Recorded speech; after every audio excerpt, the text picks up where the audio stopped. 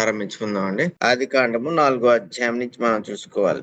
So, దేవుడు ఆదామవ్వలను ఏదైనా తోట నుంచి బయటికి తరిమివేసి, కెరూబు నుంచి కట్టె జ్వాలలని పెట్టినప్పుడు, దేవుడు దేవునికి, అతనికి మధ్య సంబంధము తెగిపోయిందనేది ఒక సూచన అయితే, దేవుని పరిశుద్ధతను అతను కోల్పోయాడన్నది రెండో సూచన. దేవుడు ఆశీర్వాదములు అతనికి అంటే పరిపూర్ణతలో అతను పొందే ఆశీర్వాదములు కోల్పోయాడని అర్థం. ఇప్పుడు పూర్తిగా ఆశీర్వాదాలు పోలేదు కానీ, పరిపూర్ణత యందు ఉండే ఆశీర్వాదాలు కోల్పోయాడు. ఆదామవ్వలు కోల్పోయారు. ఇప్పుడు పరిపూర్ణతల యందు ఉండే ఆశీర్వాదాలు ఏంటి అంటే, ఉదాహరణకి మనుషుడు భూమి మీద వాడు క్రైస్తవుడైనా కాకపోయినా, వాడు దేవుడు అనుగ్రహించే వర్షాన్ని, సూర్యుడిని, సూర్యకాంతిని, ఆహారాన్ని అనుభవిస్తున్నాడు. వాడు దేవుణ్ణి తెలుసుకోకపోయినా కూడా భూమిని సేద్యపరిచినప్పుడు అందులోంచి వాడికి అంటే కష్టము చేత చెమట చేత అయినను ఆహారం వాడికి లభ్యమవుతుంది. దేవుడు కొన్నిటిని మనుషుడికి దూరం చేయలేదు. కానీ పరిశుద్ధత యందు పొందే ఆశీర్వాదం మటుకు ఆదామవ్వలకి దూరం అయిపోయి. పరిశుద్ధత యందు ఉండే ఆశీర్వాదాలు ఏంటంటే, ఒకటి నిత్య జీవం, నిత్యము జీవించే అవకాశం. 2 నిత్యము జీవించే వానికి దేవుడిచ్చే కాపుదల. సో, దేవుని కాపుదల పోయింది మనుషుడికి. ఇంకా దానికి సంబంధించిన ఆశీర్వాదాలు, నిత్యత్వానికి సంబంధించి ఆశీర్వాదాలు ఆత్మ సంబంధమైనవి. ఈ తర్వాత మనుషుడు శరీరమందు జీవిస్తున్నప్పుడు అతనికి ఏదైనా తోటలో ఉన్నప్పుడు ఆశీర్వాదముల విషయంలో లెక్కించుకోవాల్సిన అవసరం లేదు మనుషుడికి. కానీ ఇప్పుడు లెక్కించుకోవాల్సిన పరిస్థితి వచ్చింది. అంటే దేవుడు కొన్ని చేస్తాడు, కొన్ని చేయడు. కొన్ని ఇస్తాడు, కొన్ని ఇవ్వడు. దేవుడు అవి ఇస్తే అవి మానవుడు పాడు చేసేస్తాడు అనుకుంటే ఇవ్వడం. కొన్ని మానవుడికి హానికరము అనుకుంటే వాటిని ఇవ్వడం. నమ్మకత్వం లేనప్పుడు ఇవ్వడం. దేవుడు కొన్నాటిని ఇస్తాడు. కొన్నాటిని ఇచ్చి కొన్నిసార్లు ముళ్ళు కింద పెడతాడు ఏదో ఒకటి. సో, అవి ఉన్నా కూడా మనం వాటిని మితంగానే అనుభవిస్తూ ఉంటాం. సో, ఇలాంటి మనం చెప్పుకుంటూ పోతే ఇలా ఉంటూ ఉంటాయి. ఇలాంటి జీవితం మనుషుడికి ఏర్పడింది. అంటే దేవుడు పరిపూర్ణత అతను పరిపూర్ణుడిగా సృష్టింపబడ్డాడు. ఆ పరిపూర్ణత యందు ఏ ఆశీర్వాదములైతే ఆదామవ్వలు పొందేవారో లెక్కించుకోవాల్సిన పరిస్థితి లేదు. ఇప్పుడు అతడు ఆశీర్వాదాలు కోల్పోయి లెక్కించుకునే పరిస్థితికి వచ్చాడు. అంటే ప్రతిదానికి ఇప్పుడు మనుషుడు దేవుణ్ణి తెలుసుకోవాల్సిన పరిస్థితి, దేవుణ్ణి విజ్ఞాపన చేసి పొందవలసిన పరిస్థితి. ఒకవేళ అపరాధము తన జీవితంలో ఉంటే దేవుడు అనుగ్రహించే వాటికి దూరం అయిపోయే పరిస్థితి. ఇవన్నీ కూడా ఏర్పడిపోయాయి. సో, అంటే ఏదైనా తోటలోంచి బయటికి వచ్చేయడం లేదా దేవుడు పంపేయడం వెనకాల ఉన్న అర్థము ఇదే. అందుకే ఆయన అక్కడ కెరూబులను ఉంచాడు. ఈ ఖడ్గ జ్వాలలను కూడా నిలవబెట్టాడు. ఎందుకంటే ఆదాము ఒకవేళ ఈ శాపమును తట్టుకోలేకపోతే ఆదామవ్వలు తిరిగి మళ్ళీ వాళ్ళు స్వేచ్ఛగా ఆ తోటలోకి రాకున్నట్లు దేవునితో ఇదివరకు కలిగి ఉండే సహవాసము గాని, ఆ స్వేచ్ఛను గాని కలిగి ఉండకున్నట్లు దేవుడు అడ్డు పెట్టేశాడు. మనుషుడు చాలా కోల్పోయాడు. ఎన్ని కోల్పోయాడు అన్నది మనం బహుశా ఒక అరగంట సేపు చెప్పుకోవచ్చు. అన్ని కోల్పోయాడు. మనం ఖాళీ టైంలో మీరు కూర్చుని ఆలోచన చేస్తే వాక్యానుసారంగా ప్రార్థనాపూర్వకంగా ఆలోచన చేస్తే మీకే బోల్డన్ని అర్థం అవుతాయి. మానవుడు ఎన్ని కోల్పోయాడన్నది. ముఖ్యంగా మన జీవితాల్లో ఉండే కొన్ని పరిస్థితులను మనం అవగాహన చేసుకోగలిగితే వాటిలో నుండి కూడా మనుషుడు ఎలాంటి వాటిని కోల్పోయాడు అన్నది మనం అర్థం చేసుకోవచ్చు. సో, దేవుడు ఇప్పుడు వీళ్ళని బయటికి పంపించాడు. పంపించేసిన తర్వాత 4వ అధ్యాయం నుంచి మానవుని యొక్క ఈ క్రొత్త అధ్యాయం మొదలవుతుంది ఇక్కడి నుంచి. అంటే వాడికి చరిత్ర ఉందా అంటే ఉంది. కొంత దేవుడు వాడిని సృష్టించినప్పటి నుండి ఈ తోటలోంచి బయటికి రానంత వరకు కూడా ఒక చరిత్ర ఉంది వాడికి. ఇప్పుడు మనుషుడికి ఇక్కడి నుంచి ఒక క్రొత్త అధ్యాయం మొదలవుతుంది. ఈ అధ్యాయము శాపగ్రస్తుడిగా ప్రారంభించుకుంటున్నాడు. సో, 4వ అధ్యాయము 1వ వచనం అంటున్నాడు, ఆదాము తన భార్య అయిన హవ్వను కూడినప్పుడు ఆమె గర్భవతి అయి కయీనును కని, యెహోవా దైవం నేను ఒక మనిషిని సంపాదించుకున్నానను. సో, మొట్టమొదటిగా ఇక్కడ శ్రమ కనబడుతుంది ఈ మాటల్లో. కయీను అంటే యెహోవా దయ అని అర్థం. కానీ ఆ పేరు ఎవరు పెట్టుకోరు. చూడండి, హేబేల్ అనే పేరు పెట్టుకున్నవాడు ఉంటాడు. అదాము అన్న పేరు పెట్టుకున్నాడు ఉన్నవాడు మనం చూస్తూ ఉంటాం. కానీ కయీన్ అనే పేరు ఎవరు పెట్టుకోరు. ఎందుకంటే అతని యొక్క చరిత్రకు జీవిత విధానానికి సంబంధించి ఆ పేరు అది మంచి సూచనగా కనబడదు. అయితే మనుషుడు దేవుడి నుంచి వేరే అయిపోయి దేవుని యొక్క ఆశీర్వాదమును లేదా దేవుని యొక్క దయను, దేవుని యొక్క ఏమంటారంటే సపోర్ట్, వీటన్నిటిని కూడా కొంతవరకు వాడు కోల్పోయాడు అన్నది మొట్టమొదటి అధ్యాయంలోనే కనబడుతుంటుంది. ఏంటంటే ఎప్పుడైతే హవ్వ గర్భవతి అయి కయీను కందో అక్కడ అంటుంది చూడండి, యెహోవా దయ వల్ల నేను ఒక మనుషుని సంపాదించుకున్నాను. మనుషుని సంపాదించుకుని బానే ఉంది. ఎందుకంటే అది దేవుడు మొదటి నుంచి పెట్టాడు. మీరు ఫలించి అభివృద్ధి చెందండి అని. కానీ ఎలా పొందింది ఇక్కడ కయీను? దేవుని యొక్క దయ వల్ల పొందింది. అంటే నేను అధికము చేసేదను అని, గర్భవేదన అధికము చేసేదను, మిక్కిలి హెచ్చించేదను అని దేవుడు అన్నప్పుడు ఆ వేదన స్త్రీ సహజత్వానికి తట్టుకోలేదు. అది దేవుడు ఎలాగైతే స్త్రీని సృష్టించాడో ఆ రూపానికి ఒక సహజత్వం ఉంది. ఎప్పుడైతే చూడండి, శిక్ష అనేది మన శాపం అనేది అర్థం చేసుకోవాలంటే శిక్షను అర్థం చేసుకోండి. శిక్ష ఎప్పుడు కూడా భరించలేనిదే. మనుషుడు శిక్షింపబడ్డాడంటే అర్థం ఏంటంటే వాడి సౌఖ్యానికి మించి వాడి మీద ఏదో పడింది కాబట్టి అది వాడు తట్టుకోలేడు. కాబట్టి శిక్ష అనేది ఎప్పుడూ కూడా బాధను కలిగించేటట్లుగానే ఉంటుంది. ఇప్పుడు శాపం కూడా అంతే. సో హవ్వ యొక్క సహజత్వం ఏంటంటే ఈ గర్భాన్ని ధరించి శిశువుని కనేట పరిస్థితుల్లో గర్భవేదన అనేది ఆమెకి తెలియకూడదు వాస్తవంగా. కానీ చేసిన అతిక్రమం బట్టి దేవుడు ఈ గర్భవేదనను హెచ్చించేశాడు కాబట్టి ఇప్పుడు తాను కనలేని స్థితిలో కందే. ఎవరిని? మొట్టమొదటి బిడ్డను, కయీను. అంటే తన శక్తికి మించిపోయింది తన భారం. తన వేదన తను తట్టుకునే శక్తి కన్నా కూడా మించిపోయింది. అలా మించిపోయినప్పుడు వాస్తవంగా ఏం జరగాలి అంటే తను మరణించాలి. అది తట్టుకోలేకపోద్ది కాబట్టి. కానీ ఆ వేదనలో మరణం పొందకుండా కయ్యను కంద కాబట్టి వెంటనే అతనికి కయ్యన్ అనే పేరు పెట్టింది. ఎందుకు అంటే దేవుని దయ వలన, అంటే కేవలము దేవుడు అనుగ్రహించాడు కాబట్టి నేను బిడ్డను కన్నా, లేకపోతే నేను కనే పరిస్థితి కాదు. ఈరోజు మొదలుకొని ప్రతి స్త్రీ యొక్క పరిస్థితి అదే. అయితే అందరూ దేవుని కొలవరు. సో రాను రాను 2000 సంవత్సరాలకు వచ్చేసేటప్పటికి ఆధునిక ఏమంటారంటే ఈ పరికరాలు వచ్చేయడం, సైన్స్ డెవలప్ అయిపోవడం, మనుషుని జ్ఞానము ఇందులోకి రావటము. దీనివల్ల ఇప్పుడు ప్రసవ వేదన లేకుండా కూడా పిల్లల్ని కనేస్తున్నారు, అంటే సి సెక్షన్ ద్వారా. సో ఇప్పుడు కొన్నిసార్లు సి సెక్షన్ అవసరం అవుతుంది. ఎందుకు అంటే తల్లి బిడ్డ క్షేమంగా ఉండాల్సిన పరిస్థితి వచ్చినప్పుడు. బట్ పూర్వకాలంలో అది ఉండేది కాదు.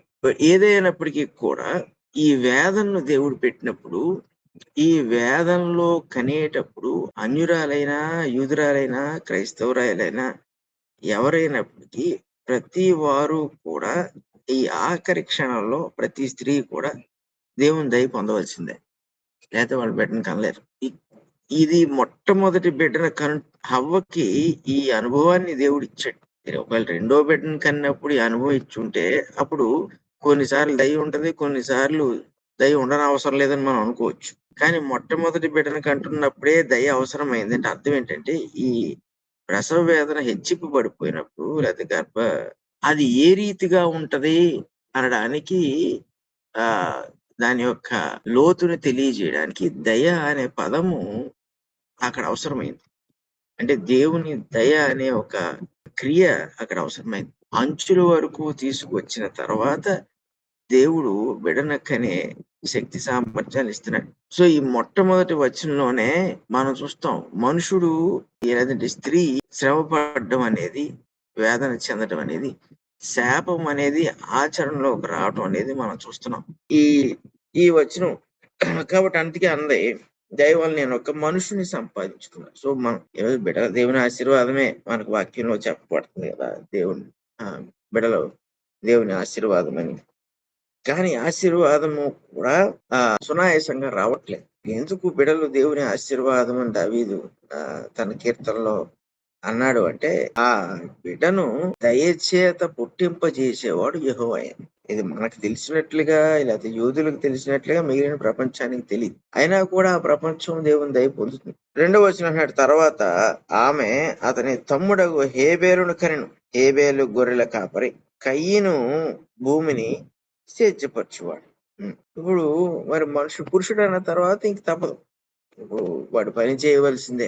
కష్టపడి పని చేయాలి, చెమటోడ్చాలి, పని చేయవలసిందే. అయితే ఆదిలోనే ఇద్దరు బిడ్డలు ఉన్నప్పుడు ఇద్దరికి 2 వృత్తులు వచ్చేసినాయి చూడండి. ఈ రోజు ఎన్ని వృత్తులు ఉన్నాయి చూడండి. మనిషి బ్రతకడానికి బోలెడన్ని వృత్తులు ఉన్నాయి.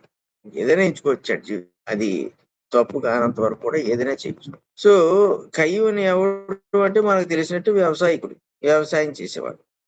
హేబేలు గొర్రెలు కాపరయ్యాడు. సో ఇది వాళ్ళు ఇష్టంతో ఎంచుకున్నారో లేదంటే వాళ్ళకి దేవుడే ఆ మనసుని ఇచ్చాడు. లేకపోతే వాళ్ళ తల్లిదండ్రుల యొక్క సలహాల మీద ఏం చేసినప్పటికి కూడా ఇద్దరిలో 2 వృత్తులొచ్చినాయి. సో వీళ్ళిద్దరూ ఇలాగూ కొనసాగడం అనేది జరిగింది. 3వ వచనంలో అంటున్నాడు, కొంతకాలమైన తరువాత కయీను పొలము పంటలో కొంత యెహోవాకు అర్పణగా తెచ్చెను. హేబేలు కూడా తన మందలో తొలిచూలున పుట్టిన వాటిలో క్రొవ్విన వాటిని కొన్ని తెచ్చెను. యెహోవా హేబేలును అతని అర్పణను లక్ష్యపెట్టెను. ఈ 2 వచనాల్లోనే ఇద్దరు వ్యక్తుల్లోనూ ఉన్న తారతమ్యాది భేదాన్ని మనం చూసేస్తున్నాం. దేవుని పట్ల ఆహ్, ఎలా వీళ్ళు నడుచుకుంటున్నారు? దేవుణ్ణి ఎవరు ఎక్కువగా అర్థం చేసుకున్నారు? ఇప్పుడు దేవుడు పక్షపాతి కాడు. మనం ఏదో లంచం ఇచ్చేస్తే ఆయన మన పక్షానికి వచ్చేయడానికి. సో, ఇటు కయీనుని తీసుకుంటే కయీను, ఇటు హేబేలుని తీసుకుంటే అంటే నెక్స్ట్ జనరేషన్ వీళ్ళు. Very first generation. ఈ ఈ నెక్స్ట్ జనరేషన్ వాళ్ళలోని ఉన్న ఇద్దరిలోనే ఇంతటి భేదం కనబడుతుంది. ఎంతటి భేదం అంటే దేవుడు ఒకళ్ళని అంగీకరించి ఒకళ్ళని తిరస్కరించే అంత భేదం కనబడుతుంది. ఇద్దరూ కూడా ఒక తల్లిదండ్రులకే పుట్టినవారు. కాబట్టి వీళ్ళు పోనీ వేరు వేరు కుటుంబాలకి వేరు వేరు తత్వాలకి చెందినవారంటే కాదు. ఇప్పుడు ఎవరి తత్వం వచ్చింది వీళ్ళకి? ఇప్పుడు చాలా సార్లు వాళ్ళ నాన్నలా ఉంటాడు. ఏంటి వాళ్ళ నాన్నలా మాట్లాడతాడు. వాళ్ళ నాన్నలాగా పని చేస్తాడంటే వీడేమో వీళ్ళ అమ్మలా ఉంటాడు. లేదంటే పలానా ఆవిడ వాళ్ళ అమ్మలా ఉంటది. అమ్మలాగా మాట్లాడితే మన పోలికలు తెస్తాం సాధారణంగా పిల్లలకి. కానీ ఎవరి పోలికలు వచ్చి ఉంటే ఇద్దరికి ఇది పోలికలతో అసలు సంబంధం ఉందా? ఇప్పుడు మనుషుల్లోకి ఏమొచ్చేసింది అంటే మనం పోలికలు ఎంచుతాం. అది బహుశా పారంపర్యాచారంగా చేస్తామేమో అనుకుంటాను నేను. పోలికలు ఎంచడం అనేది. అంటే ఏంటంటే అది అలవాటు అయిపోయింది కాబట్టి మనకంటూ ఒక ఎక్స్‌క్యూజ్ ఉండాలి కాబట్టి అది మనం సరదాగా చేసినా కూడా కొన్నిసార్లు అలా మనం అనేస్తూ ఉంటాం. కొంతమంది సీరియస్‌గా అంటారు నిజంగా. ఈ ఎవరైనా ఒక పిల్లల్లో చెడు పుట్టిందనుకోండి, ఆళ్ళ ఫ్యామిలీలో ఎవడు చెడ్డోడో, లేదా ఎవడికి అలాంటి తప్పుడు బుద్ధులు ఉన్నాయో వాడికి ఆపాదించేసుకుంటారు. కానీ వాస్తవంగా ఏం జరుగుతుంది? ఆదాము, హవ్వ ఇద్దరూ పాపం చేశారు. ఇద్దరిలో ఎవరు చేయలేదు పాపం? ఇద్దరూ పాపం చేశారు. ఇద్దరిలోనూ ఆ పాపతత్వం ఉండిపోయింది. సాతాను యొక్క బీజం ఉండిపోయింది. ఇప్పుడు కయీను, హేబేలు పుట్టినప్పుడు వాళ్ళు కూడా అదే తత్వాలతో పుట్టారు. కయీను ఎంత పాపం చేయొచ్చో హేబేలు అంతే పాపం చేయొచ్చు. హేబేలు ఎంత మంచి చేయొచ్చో కయీను అంతే మంచి చేయొచ్చు. ఇద్దరికీ కూడా మంచి చెడులను వివేచించగలిగే జ్ఞానం వచ్చేసింది ఇద్దరికి. ఇద్దరూ కూడా మంచిని చేయడానికి సమర్థులు, చెడు చేయడానికి సమర్థులు. రెండిట్లో ఏదైనా ఎంచుకోవడానికి సమర్థులు ఇద్దరు. అయితే ఏదైనా ఎంచుకోవటానికి కూడా ఒకవేళ అపవాది యొక్క ప్రోద్బలం ఎవరి మీదైనా ఎక్కువ ఉంటే వాడు చెడుని ఎంచుకునే అవకాశం ఉంది. అంటే ఇప్పుడు కయ్యను ఎంత శోధించుంటాడో అపవాది శోధించడానికి వాడికి ఎంత హక్కు కయ్యని మీద ఉందో, హేబేలును శోధించి హేబేలుతో అపరాధం చేయించడానికి కూడా అపవాదికి అంతే అధికారం ఉంది. ఎందుకంటే ఇద్దరిలోనూ తత్వం ఒకటే. ఈ పాపతత్వం ఉంది, లేకుండా లేదు. సో మరి ఇలా ఉన్నప్పుడు ఇద్దరు అర్పణ తీసుకొచ్చారు. పోనీ ఒకళ్ళు తేలేదా అర్పణ అంటే ఇద్దరు తీసుకొచ్చారు. కయ్యను తాను ఎటువంటి పని అయితే చేస్తున్నాడో అందులోంచి తను తీసుకొచ్చాడు. హేబేలు తాను చేస్తున్న దాంట్లోంచి తను తీసుకొచ్చాడు. తీసుకొస్తున్నప్పుడు సాధారణంగా మనం ఏం చేస్తాం? ఉదాహరణకు పాస్టర్ గారు ఉన్నారనుకోండి. ఇప్పుడు చందాలేస్తారు కదా! ఒకడు రూ. 100 నోటేస్తాడనుకోండి. అది కొంచెం కొత్తదేసాడనుకోండి. ఇంకొకడు పాతదేసాడనుకోండి. నలిగిపోయింది శుభ్రంగా. తీసుకోవడం మానేస్తాడా? తీసేసుకుంటాడు. ఎవడేసాడో కూడా తెలీదు. ఏసాడో లేదో చూసుకుంటాడు అంతే. ఆ పోన్లే ఏదో ఒకటి అనుకుంటాడు. పలానా వాడు పాతదేశాడు, పలానా వాడు క్రొత్తదేశాడు, ఇలా ఎంచడాలు ఏం చేయరు. కానీ దేవుని దగ్గరికి వచ్చేటప్పటికి అంటే మనము మన దృష్టిలో చూస్తున్నప్పుడు ఈ అర్పణలు అర్పింపబడడం మనకు కనబడుతుంది. కానీ దేవుడు తన యొక్క పరిశుద్ధతలోంచి చూచినప్పుడు ఈ అర్పణలో డిఫరెన్స్ కనబడుతుంది. చాలా జాగ్రత్తగా మనం గమనించాలి. ఎందుకంటే మనందరం ఆదివారం ఆరాధనకి వెళ్తాం. అయితే దేవుని కొరకు మనం ఎప్పుడైనా కూడా కొన్నిసార్లు ఆ కొన్ని మనం ఏం చేస్తాం డొనేషన్స్ లాగో, కానుకల్లాగో మనం లేకపోతే ఏదైనా ధన రూపంలో కాకపోయినా ఇంకొక రూపంలో అయినా మనం దేవునికి సమర్పించుకుంటాం. అది ఏ ఉద్దేశంతో చేసావన్నది మనం ఇవ్వకముందే దేవుడికి తెలిసిపోద్ది. ఇప్పుడు నువ్వు అందుకే కొంచెముగా ఇచ్చేవాడు కొంచెముగా కోయనన్నాడు పంట. సమృద్ధిగా ఇచ్చేవాడు సమృద్ధిగా కోయనన్నాడు. కానీ ప్రతివాడు తన హృదయంలో నిశ్చయించుకుని ఇచ్చినప్పుడు అది సంతోషంగా ఇవ్వాలన్నాడు పౌలు. అంటే పరిశుద్ధాత్ముడు చెప్తున్నాడు అక్కడ. వాడు ఉత్సాహంగా ఇవ్వాలన్నాడు. ఇప్పుడు ఇద్దరిలో ఎవరికి ఉత్సాహం ఉంది? మనకెలా తెలుస్తది? దేవుడు ఎవరి అర్పణను అంగీకరించాడో అతని యందు ఉత్సాహం ఉంది. దేవుడికి నచ్చిన ఉత్సాహం ఉంది. అంటే హేబేలు ఇచ్చిన దాని పట్ల దేవునికి అంగీకారం ఉన్నప్పుడు హేబేలు ఉత్సాహంగా ఇచ్చాడు. కయ్యను మటుకు ఉత్సాహంగా ఇవ్వలేదు. ఇది దేవుడికి తెలిసిపోతుంది. మనం అందుకే ఇంకొకరికి తెలిసేటట్టు ఇవ్వక్కర్లేదు. లేకపోతే మనం ఎక్కువ అందరికన్నా మనమే ఎక్కువ ఎప్పుడు ఇచ్చేయాలని రూల్ ఏం లేదు. కానీ దేవునికి ఇస్తున్నప్పుడు దేవుడు మన బాహ్యాన్ని చూస్తున్నాడా? మన అంతరంగాన్ని చూస్తున్నాడా? అనేది చాలా ముఖ్యం. అది మనం పరిశీలనలోకి తీసుకోకుండా దేవునికి ఇస్తున్నంత కాలము ఇవి నెగెటివ్ పరిస్థితులకు కారణమవుతూ ఉంటాయి. అంటే మన జీవితంలో వ్యతిరేకమైన సంఘటనలు లేకపోతే ప్రతికూలమైన సంగతులు మన జీవితంలో ఏర్పడడానికి కారణమవుతుంటాయి. దేవుడు ఎవరు కోరాడు? దేవుడు అడిగాడు ఎప్పుడైనా హేబేలుకి వాక్యంలో హేబేలుని అడిగాడు నాకు నువ్వు ఇవ్వు అని. కొన్ని కయ్యని అన్నాడు నువ్వు నాకు ఇవ్వు అని. అసలు మనకు ఆజ్ఞ కనబడదు. ఈ అర్పణలనే ఆజ్ఞలు మనకి మోషే నుండి ప్రారంభమవుతాయి తప్ప అంతవరకు చేసినవన్నీ కూడా స్వేచ్ఛతో వాళ్ళంతల వాళ్ళు నిర్ణయించుకుని దేవునికి ఇవ్వాలన్న మనసు కలిగి వాళ్ళు చేశారు. దేవుడు ఏం బలవంతం చేయలేదు ఎవరిని. ఈ రోజు మనల్ని ఏమైనా బలవంతం చేస్తాడా దేవుడు? ఇవ్వడం అనేది ఆయనకి ఇవ్వటం అనేది అది ఆయనకి ఇష్టము అనే సంగతి మటుకు మనకు చెప్తాడు. ఇచ్చేటప్పుడు ఎలా ఇస్తావు అనేది కూడా చెప్తాడు. ఆ పైన మనకు వదిలేస్తాడు. సో అందుకే ఇచ్చేటప్పుడు చాలా మంది ఆశ్చర్యపోతారు. మీకు తెలిసే ఉంటది. లంచం తీసుకుంటారు గవర్నమెంట్ ఆఫీసుల్లో. అవి తెచ్చి అందులో 10వ భాగం వేస్తారు చర్చిలో చందా కింద, కానుక కింద. లేదంటే వడ్డీ వ్యాపారం చేస్తారు. చీట్లు కడతారు. అందులో సంపాదిస్తారు. తీసుకొచ్చి దేవునికి కానుకని నింతేసేస్తారు. లేతే ఎవరినో మోసం చేస్తారు. అది తెచ్చేసేస్తారు ఇందులో. లేకపోతే గవర్నమెంట్ ఏదో సబ్సిడీ ఇస్తూ ఉంటది కదా ప్రజలకి. కొన్ని ఏదో హామీలు లాంటి ఆర్థికంగా హామీలు అలాంటివి కొన్నిసార్లు ఈ రాంగ్ ఇన్ఫర్మేషన్ తో గవర్నమెంట్ ని మోసం చేసి తెచ్చేసుకుని అందులోంచి ఇస్తారు. ఇప్పుడు ఇవన్నీ కూడా దేవుడు అంగీకరిస్తాడా? దేవుడు హృదయాన్ని చూస్తాడు. కయ్యూని ఇచ్చాడు, ఇది హేబేలు ఇచ్చాడు. కానీ హేబేలు అంగీకరించాడు అంటున్నాడు. ఇక్కడ కయ్యింది మటుకు ఆ అంగీకరించలేదండి. లక్ష్య పెట్టలేదండి. అసలు అంగీకరించగలదు లక్ష్య పెట్టలేదని వేసాడు. ఆ దేవుడు కయ్యని ఇచ్చిన మొహం కూడా చూడలేదు అసలు. ఇది డైరెక్ట్ దేవుడికి ఇస్తున్నాడు తీసుకెళ్ళి. అసలు మనకి ఎలా దేవుడికి ఇలాగ అర్థమైనట్టు మనకి ఎలా అర్థమవుతుందంటే వాక్యాన్ని మనం కొంచెం స్పష్టంగా మనం చదివితే అక్కడ మనకు అర్థమవుతుంది. ఏమంటున్నాడు? కయ్యను పొలము పంటలో కొంత యెహోవాకు అర్పణగా తెచ్చాడు. ఇప్పుడు తనతో 40 బస్తాలు ధాన్యం పండింది అనుకుందాం. అందులో కొంత తెచ్చి ఇచ్చేసాడు అంతే. దేవుడికి ఇవ్వాలి కాబట్టి. ఇప్పుడు అందులో తప్పేముంది? కొంత తెచ్చి ఇచ్చేయడంలో.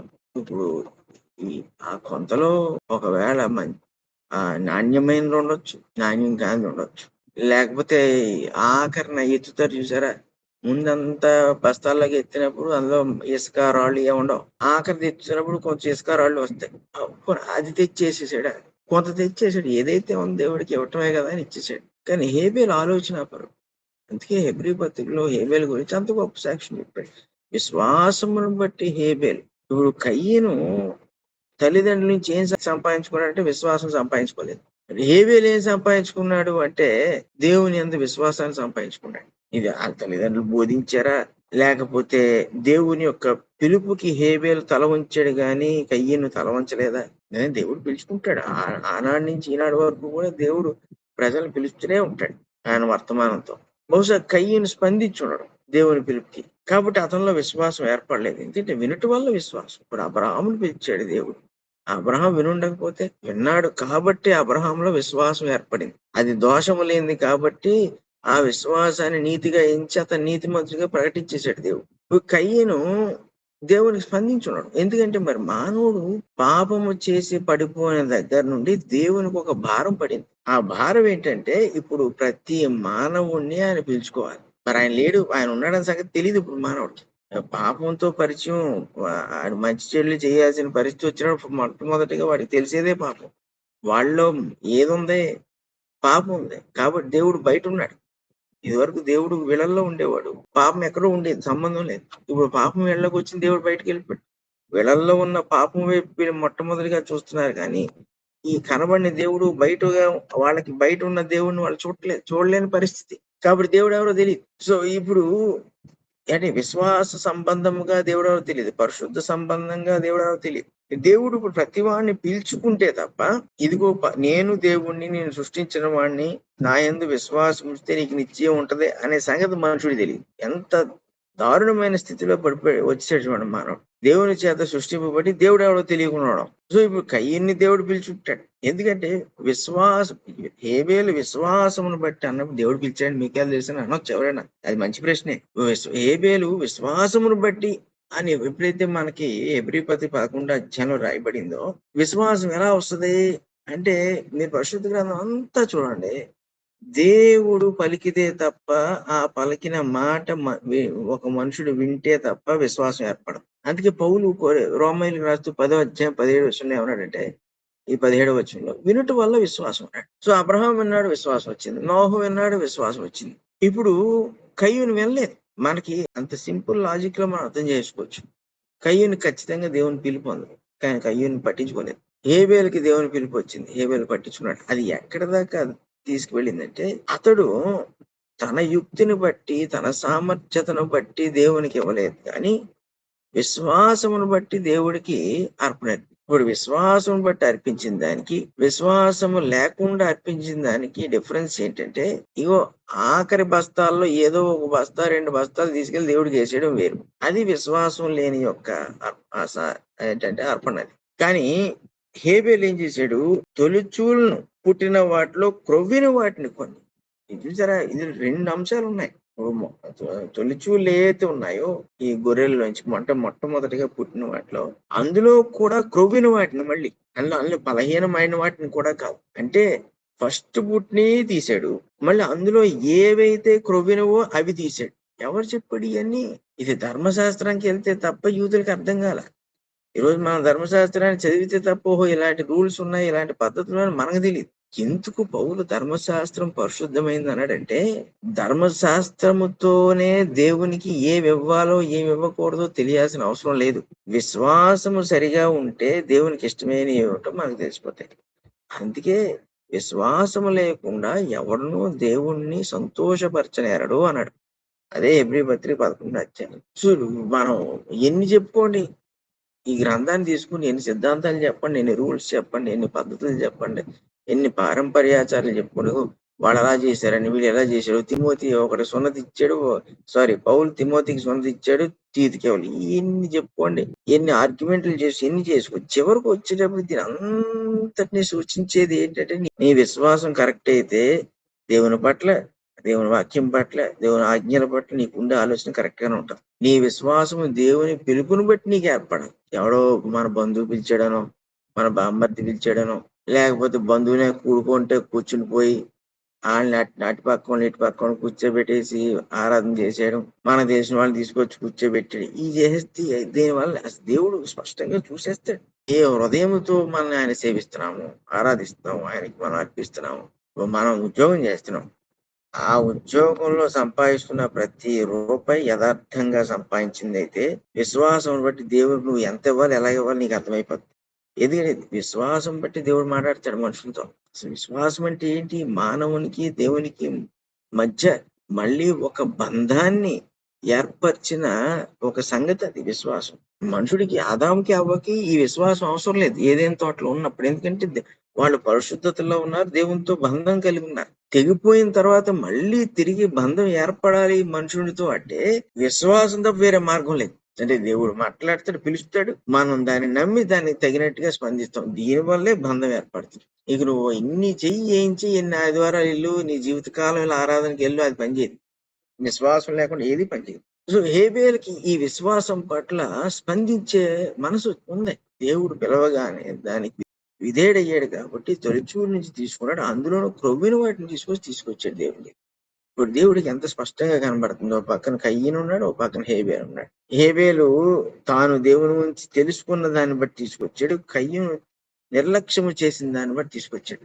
అలా దేవుని దేవుడు అనుగ్రహించిన విశ్వాసము, జ్ఞానము కూడా ఏ రీతిగా పనిచేస్తుంది చూడండి. అందుకే దైవ జ్ఞానాన్ని ఎప్పుడు మనం నిర్లక్ష్యం చేయకూడదు. దైవ జ్ఞానాన్ని మన మన వంట మనం పెట్టుకుంటున్నప్పుడు, మన ఇంట మనం పెట్టుకుంటున్నప్పుడు అక్కడ విశ్వాసము దాని పరిపూర్ణతలో పనిచేస్తుంది. దేవుడికి ఎగ్జాక్ట్ గా ఏది ఇష్టమో అది అర్థమైపోతుంది మనకు. ఇది చెయ్యకూడదు అని హేబేలుకు తెలిసింది కాబట్టి కయ్యూని చేసినట్టుగా చేయకుండా దేవుడికి ఇష్టమైనట్టుగా చేశాడు. అలా చేసేటప్పటికి దేవుడు ఎంత ఓపెన్ గా చూపించాడు చూడండి డిఫరెన్స్ ని, ఆయన ఇష్టాన్ని. ఈ రోజు దేవుడు అలా పనిచేస్తాడా? విశ్వాసం ఒక్కటే అన్నాడు. ఎఫ్సీలకు రాస్తూ విశ్వాసంలో మార్పు లేదు. అంటే విశ్వాసము కలిగే విధానంలోనూ మార్పు లేదు, విశ్వాసం యొక్క బలంలోనూ మార్పు లేదు, విశ్వాసంలో ఉండే జ్ఞానంలోనూ మార్పు లేదు. ఈ రోజు మనము ఆయన కోరిన విశ్వాసాన్ని కలిగి దానిని బట్టి మనం ప్రవర్తిస్తే ఆ రోజు హేబేలు విషయంలో ఎలాగూ దేవుడు లక్ష్యం పెట్టాడో అది కయ్యూనికి తెలిసేటట్టుగా చేశాడు దేవుడు. తర్వాత కింద చూస్తాం, కయ్యూని లక్ష్య పెట్టలేదని బాధపడతాడు. ఇప్పుడు ఎవరిని లక్ష్య పెడుతున్నాడు, ఎవరిని లక్ష్య పెట్టట్లేదని దేవుడు ఓపెన్ గా చూపించేస్తాడు అందరికీ. మన విశ్వాసాన్ని లక్ష్య పెడతాడు అనుకోండి దేవుడు, అది మన ఇంట్లో వాళ్ళకైతే ఇంట్లో వాళ్ళకి, మన చర్చల వాళ్ళకైతే చర్చల వాళ్ళకి, మన చుట్టూ ఉన్న వాళ్ళకైతే, మన పని చేసేవాళ్ళకి, ఎక్కడైనా చూడు దేవుడు దాన్ని స్పష్టంగా చూపిస్తాడు. వీళ్ళని నేను లక్ష్య పెడుతున్నాను, అది బయలుపరిచేస్తాడు. ఎందుకంటే హేబేలుకి రహస్యంగా బయలుపరచలేదు. హేబేలు బాగా చేసావు, నువ్వు మళ్ళీ నేను నిన్ను మెచ్చుకున్నట్టు నువ్వు తెలియనివ్వ కానీ అనలేదు. ఆయన ఎందుకు భయపడాలి? ఆయన పాపానికి వ్యతిరేకి, అవిధేయతకు వ్యతిరేకి, అవిశ్వాసానికి వ్యతిరేక. కనుక అంటే తర్వాత జరిగే సంఘటన ఏంటో, అది ఎంత దారుణమైందో దేవుని తెలిసినప్పటికీ విశ్వాసం వల్ల ఏ ఫలితం అయితే ఆయన కోరుకున్నాడో దాన్ని అభినందించకుండా ఉన్నాడు దేవుడు. దాన్ని పబ్లిక్ గా తెలియజేయకుండా. అందుకే అపవాది కూడా శ్రమను తీసుకొస్తాడు. దేవుడు వాటన్నిటిలోంచి కూడా మనల్ని చివరికి కాపాడగలడు. హేబేలు అక్కడ దీనివల్ల నష్టపోయాడు కానీ నిత్యత్వాన్ని సంపాదించుకున్నాడు. మళ్ళీ తాను ఎక్కడికైతే వెళ్ళాలో దేవుని ఉద్దేశం బట్టి అక్కడికే వెళ్ళిపోయాడు హేబేలు. ఇంక దాని విషయంలో సాక్ష్యం కూడా పొందేశాడు. సో దేవుడు మన విశ్వాసానికి ఎప్పుడూ కూడా బహిర్గతంగానే సాక్ష్యం చెప్తాడు, మన అవిధేయతకు కూడా బహిర్గతంగానే సాక్ష్యం చెప్తాడు. అందుకే కొంతమంది జీవితాలు వాళ్ళ క్రైస్తవులైనా మనకు అర్థమైపోతాయి, వాళ్ళ పక్షంగా దేవుడు ఉన్నాడు లేదు, వాళ్ళల్లో ఉండే ఈ తత్వాలు ఏంటంటే ఈ లక్షణాలు, గుణాలు, వీటిని మనం చూస్తున్నప్పుడు వీళ్ళు క్రైస్తవులైనప్పటికీ కూడా ఎందుకు ఇటువంటి స్వభావాలు వీళ్ళ నుంచి వస్తున్నాయంటే దేవుడు చూపిస్తున్నాడు బయటికి, నేను మిమ్మల్ని లక్ష్య పెట్టట్లేదు అని. వాళ్ళు లక్ష్య పెట్టట్లేదు దేవుడు అని ఎప్పుడైతే వాళ్ళకి అర్థమవుతుందో వాళ్ళు ఇంకా అదే ప్రవర్తన కొనసాగిస్తారు వాళ్ళు. ఎందుకంటే ఇంకా వేరేది చేయలేరు వాళ్ళు. అలాగూ దేవుడు ఒక వ్యక్తిని ఒక చెడ్డవాడిగాను మంచివాడిగాను దేవుడు తెలియజేస్తాడు లోకాన్ని. సో ఇక్కడ హేబేలు కయ్యని విషయానికి వచ్చేటప్పటికి దేవుడు హేబేలు యొక్క అర్పణను లక్ష్య పెట్టాడు. 5వ వచనంలో అంటున్నాడు, కయ్యను అతని అర్పణను ఆయన లక్ష్య పెట్టలేదు కాబట్టి కయ్యనుకు మిక్కిలి కోపం వచ్చి అతడు తన ముఖము చిన్నబుచ్చుకొనగా. చూసారా ఏం జరిగిందో? లక్ష్య పెట్టలేదంటే వెంటనే పశ్చాత్తాపడాలి కదా. అయ్య బాబోయ్, నేను తప్పు చేశాను, దేవుడికి నచ్చలేదు ఇది ఇలా చేయడం, అయితే నేను ఈసారి ఇది కాదు ఏది తీసుకెళ్లానో అది కాకుండా ఇంకొకటి తీసుకెళ్తాను, దేవునికి ఇష్టమైంది తీసుకెళ్తాను అనుకోవచ్చు కదా. అలా అనుకోకుండా ఎందుకు కోపడ్డాడు? ఎందుకు తన ముఖాన్ని చిన్నబుచ్చుకున్నాడు అంటే ఉద్దేశపూర్వకంగానే తీసుకెళ్లాడు. నేను ఏది తీసుకెళ్తే దేవుడు అది తీసుకోవాలంతే, నేను ఇదే ఇవ్వాలనుకుంటున్నాను అనుకున్నాడు, అదే ఇచ్చాడు. దేవుడు తిరస్కరిస్తాడు అని అతను అనుకోలేదు. బహుశా దేవుడికి ఏం తెలుసులే అనుకున్నాడు, లేకపోతే దేవుడు పట్టించుకోవడం అనుకున్నాడు, ఏదో ఇస్తే సరిపోద్ది అనుకున్నాడు, ఏమనుకున్నాడు. కానీ దేవుడు లక్ష్య పెట్టడం మటుకు అనుకోలేదు. ఏదో తీసేసుకుంటాడులే. దేవుడిని ఇక్కడ కొంత అలుసుగా ఇచ్చాడు. అవిశ్వాసం ఎప్పుడు కూడా దేవుడిని లక్ష్య పెట్టదు. దేవుని ఇష్టాలను లక్ష్య పెట్టదు. దేవుడు రాజీ పడిపోవాలని కోరుకుంటది అవిశ్వాసం. మనం ఏం చేసినా కూడా దేవుడు సర్దుకుపోవాలనుకుంటది అవిశ్వాసం, అవిధేయత. ఈ రెండు అంతే. ఈ రెండు అక్కచెల్లెలాంటి, లేకపోతే అన్నదమ్ములాంటి. సో అవిశ్వాసం లేకపోతే అవిధేయత ఏం చేసిందంటే దేవుడు రాజీ పడిపోవాలి, దేవుడే సర్దుకుపోవాలి. అది ఎప్పుడైతే జరగలేదో, ఇక్కడ లక్ష్య పెట్టలేదు అన్నప్పుడు కయ్యనికి కోపం కాదు, మిక్కిలి కోపం వచ్చింది. వీడెవడో దేవుడి మీద కోపపడ్డానికి? అంటే ఇతని యొక్క విధేయత లేదా అవిశ్వాసం ఏ స్థాయిలో ఉంది చూడండి. దీన్ని ఇస్తే దేవుడు అంగీకరించాల్సింది అంతే, దానికి కాదని నాకు వీల్లేదు. ఆ లెవెల్లో ఆలోచన చేశాడు. ఇలాంటి మనుషులు ఉంటారంటే మొట్టమొదటిగా పుట్టినవాడు భూమి మీద ఇలాంటి వాడే. ఇప్పుడు చూడండి, ఈ జనాంగంలో ఎంతమంది అలాంటి వాళ్ళు ఉంటారు. మనం ఏది తీసుకెళ్లి దేవుడికి ఇస్తే దేవుడు తీసుకుంటాడు. ఇది మంచిదా చెడ్డదా కయ్యూనికి 100% తెలుసు. తను ఇచ్చేది ప్రథమ ఫలం కాదు అని, అది శ్రేష్టమైనది కాదు అని అతనికి తెలుసు. అందుకే వెంటనే అక్కడ పదం కూడా వాడేది చూసారా, లక్ష్య పెట్టలేదని. దేవుడు లెక్క చేయలేదు అసలు. అక్కడ ఇచ్చినట్టుగా గాని కయ్యూను వచ్చినట్టుగా కూడా దేవుడు పట్టించుకోలేదు. అతడు ఎంతటి అవిధేయతతో ప్రవర్తించాడు, దేవుడు అంత తిరస్కారంతో స్పందించాడు. ఎప్పుడైనా అంతే, మన హృదయము దేవునికి ప్రథమంగా మనం అర్పించుకోవాలి. దాన్నే దేవుడు లక్ష్య పెట్టని పరిస్థితుల్లో ఇంక మన జీవితాలు దేన్ని లక్ష్య పెట్టం. మన బతుకులను లక్ష్య పెట్టడం, మన ఉద్యోగాలను లక్ష్య పెట్టడం, మన కుటుంబాలను లక్ష్య పెట్టడం, వేటిని లక్ష్య పెట్టడం. చివరికి మనము లోకానికి ఒక సామెతగా అయిపోతాం. వీళ్ళలా ఉండకూడదురా బాబు అనే పరిస్థితి వచ్చేస్తుంది లోకంలో. ఎందుకంటే ఆయనను మనం హృదయమే ఆరంభం దేవుణ్ణి సంతోషపెట్టే విషయంలో. అక్కడే మనము కోణాలను సాగు చేసే వారంగా ఉన్నాం అనుకోండి, అప్పుడు దేవుడు ఎలా రియాక్ట్ అవుతాడు అన్నది ఎంత స్పష్టంగా చెప్తున్నాడు. అంటే దేవుడు పాపాన్ని సహించడు. పాపం వల్ల కలిగే మనోభావాలని దేవుడు అసలు సహించడు. ఎందుకు కయ్యూని ఇలా ఆలోచన చేశాడంటే కేవలం పాపం వల్లే. మరి హేబేలు ఎందుకు అలా ఆలోచన చేయాలంటే విశ్వాసం బట్టి అతను పాపాన్ని జయించేశాడు. విశ్వాసం బట్టి దేవునికే ఇష్టడిగా ఉండాలనుకున్నాడు. కానీ అపవాది తన ఎందుంచిన పాప తత్వానికి కానీ ఇష్టడిగా ఉండాలని హేబేలు ఎంచుకోలేదు. ఈ పరిస్థితికి తీసుకొచ్చింది ఆదాము అవలే. అసలు మనకి చాయిస్ ఉండకూడదు. మనకి చాయిస్ లేకుండా దేవుడు సృష్టించాడు. అంత నువ్వు మంచి ఎంచుకుంటావు. కానీ పండు తినేసి అది పోగొట్టేసి ఏం చేశారంటే, ఇప్పుడు కయ్యూనికి 2 మంచి చెడు ఎంచుకునే చాయిస్, హేబేలుకి మంచి చెడు ఎంచుకునే చాయిస్ ఇచ్చినప్పుడు దేవుడు వచ్చి వీళ్ళు మంచిని ఎంచుకునేటట్లుగా వాళ్ళకి అవకాశం కలిగించాల్సిన పరిస్థితిని తీసుకొస్తే హేబేలు మంచిని ఎంచుకున్నాడు, అంటే విశ్వాసాన్ని ఎంచుకున్నాడు. కయ్యూను అవిశ్వాసాన్ని, అవిధేయతను ఎంచుకున్నాడు. ఇప్పుడు కయ్యూను కోపం వచ్చింది, మిక్కిలి కోపం వచ్చింది. అతడు తన ముఖము చిన్నబుచ్చుకొనగా యెహోవా కయ్యూనుతో నీకు కోపమేలా అన్నాడు. అసలు ఎవరి మీద కోపపడుతున్నాడు? కయ్యూనికి ఆ ధ్యాస కూడా లేదు చూడండి, ఎవరి మీద కోపపడుతున్నాడు. సో ఇప్పుడు అతను హృదయం ఎంత కఠినమైపోయింది ఈ పాపం వల్ల. దేవుని వాక్యము మనలో పని చేయకపోయినా, వాక్యం వల్ల కలిగే విశ్వాసము మనలో నిలవకపోయినా, ఈ హృదయ కాఠిన్యం అనేది దేవుని విషయంలో ఎంతో అభ్యంతరకరంగా పనిచేసేటట్లు చేస్తుంది. అది మనుషుడికి అభ్యంతరం కాకపోవచ్చు, కానీ దేవుడికి అత్యంత అసహ్యమైన కార్యం అయిపోద్ది. దేవుని మాటనే వినని పరిస్థితికి మన హృదయము కఠినపరిచి పడిపోతే అసలు జీవితం వ్యర్థం చేసుకుంది. బహుశా అందుకే అంటాడు దేవుడు రోమిలికి రాసిన పత్రికలో పౌలు ద్వారా రాస్తాడు, కొందరిని నాశనమునకు ఎంచుకున్నావు అంటాడు. కొందరిని నాశనానికి ఎంచాడు దేవుడు. ఎందుకు అంటే ఇగో ఇలాంటి తత్వం. దేవుడు ఎన్నిసార్లు పిలిచినా స్పందించరు, విధేయత చూపించరు. పైపెచ్చు ఏదైనా నష్టం కలిగితే అందుకు దేవుడి మీద కోపపడతారు. ఇప్పుడు దేవుడు అడిగితే నీ కోపడడం కారణం ఏంటి? సరే, మనకి సమయం ఏంది, అక్కడితో ఆపుకుందాం. రేపు మళ్ళీ కలుసుకుందాం. ప్రార్థన చేసుకుందాం. పరిశుద్ధులకు తండ్రి, ప్రేమ కలిగిన దేవా, మీకు స్తుతులు స్తోత్రాలు. నాయన, మా హృదయాలను మీరు మెత్తపరిచి నీ కుమారుని ద్వారా మమ్మల్ని మీ సన్నిధికి నడిపించి మేము మీ మాట వినలాగన, మీ బిడలుగా ఉండేలాగన మమ్మల్ని తీర్చిదిద్దుచున్నందుకు మీకు స్తుతులు స్తోత్రాలు. ఈ కయ్యూను వంటి కఠినమైన హృదయం మరి మా యందు ఎన్నడూ ఏర్పడుకున్నట్టు సహాయం చేయండి. మీ యొక్క మనసును, మీ యొక్క ఆలోచన విధానం, జ్ఞానముతో కూడిన విశ్వాసం మా జీవితాల్లో నిత్యము మాకు దయచేస్తూ అందులో నడిపించమని కృపచేత కాపాడమని యేసు పరిశుద్ధ నామమున నడిచున్నాము తండ్రి. ఆమేన్. అందరికీ వందనాలు.